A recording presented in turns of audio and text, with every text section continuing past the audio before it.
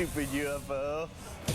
Join us now as Jesse and his gang of maverick mechanics rip, grind, and burn, transforming ordinary street vehicles into monster machines in the Monster Garage.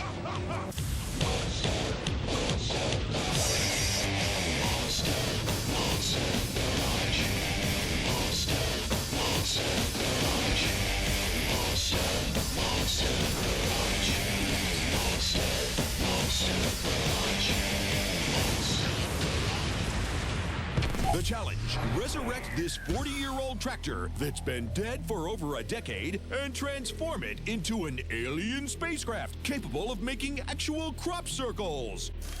Crop circles? They're intricate patterns that mysteriously appear in fields of grain, some up to 1,000 feet in diameter. Are they communications from other life forms or elaborate man-made hoaxes? Who cares? We're gonna make our own. The rules. When built, the vehicle must appear to be extraterrestrial. The team has $5 grand for parts. Jesse and his crew have 7 days and nights. On the first day, they design. For the next 5, they build.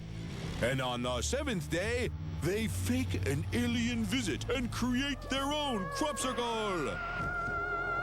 If successful, they'll beam up with a $4,000 set of Mac's hottest tools.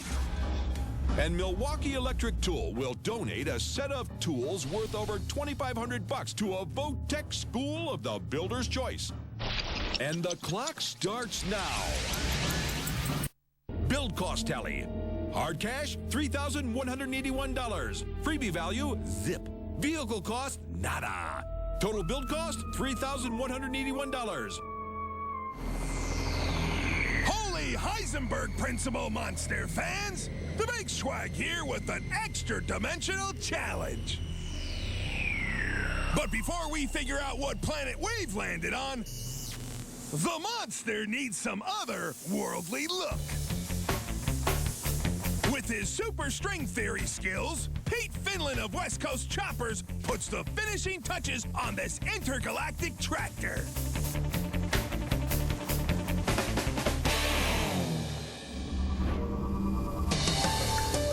And now the monster's on its way.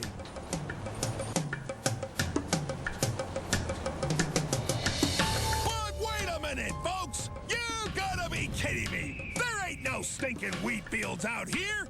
Is Jesse under the influence of an extraterrestrial? Yeah, right! So what's going on, big guy? All right, I know there's a bunch of you people out there watching that are probably really, really excited about seeing this thing in some wheat field, bending it over at the stem, you know, all the wheat over so it looks like some kind of pattern that were made by spaceships, but we're gonna do the right thing here. We're not gonna do anything for the sake of TV. We're just gonna take this out to the sand dunes and blow it up. What, Jesse? Why would you destroy this monster?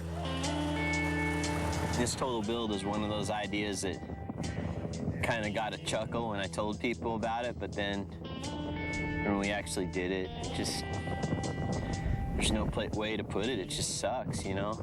There's probably, you know, a bunch of people out there, you know, that think otherwise, and they want everything to be like it is on Happy TV, where every house makes it, and all the people cry in the end, and everybody gets the prize, and it's always a heartwarming story. Well, that's not real life.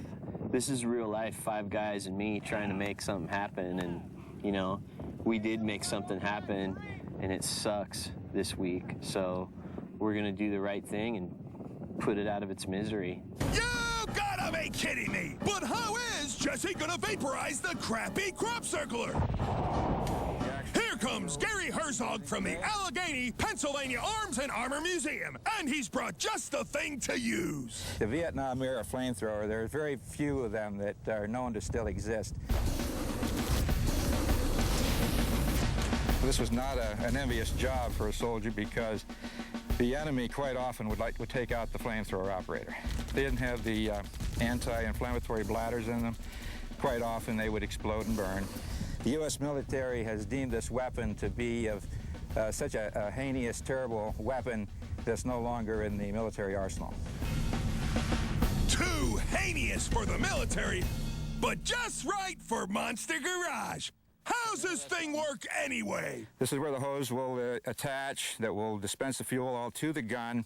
The fuel will be ignited at the nozzle and will come out of here at under pressure of about 1,400 pounds. And this ball-shaped container holds the nitrogen. The nitrogen will be pressured into these tanks and will ultimately come out the nozzle.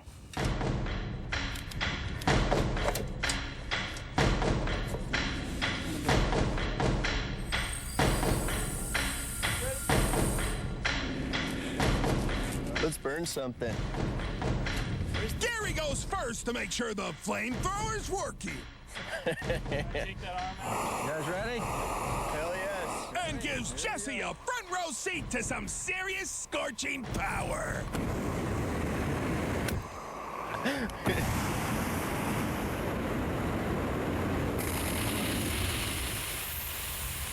That works fairly well. Yeah, it does. All right, folks, enough practice. Time for Jesse to be initiated into the exclusive world of flamethrowing and the demise of this monster. Okay, don't fire. Please, that's ready to go. Okay, let's walk out here. Okay. It's like going backpacking with death. The moment of truth. Will some intervention by superior outer space save the doomed crop circler? I don't think so.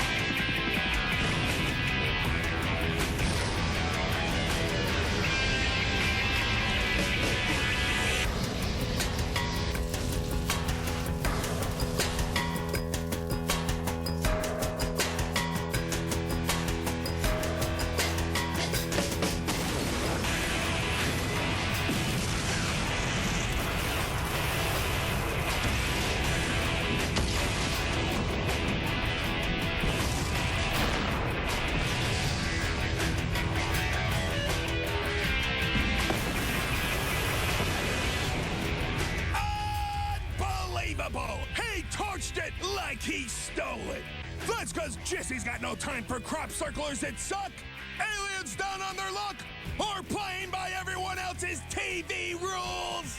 After 80-something episodes, I'm not gonna cheese out just for the sake of TV. He's got metal to burn, sparks to fly. The next Monster Garage challenge may well be out beyond Uranus.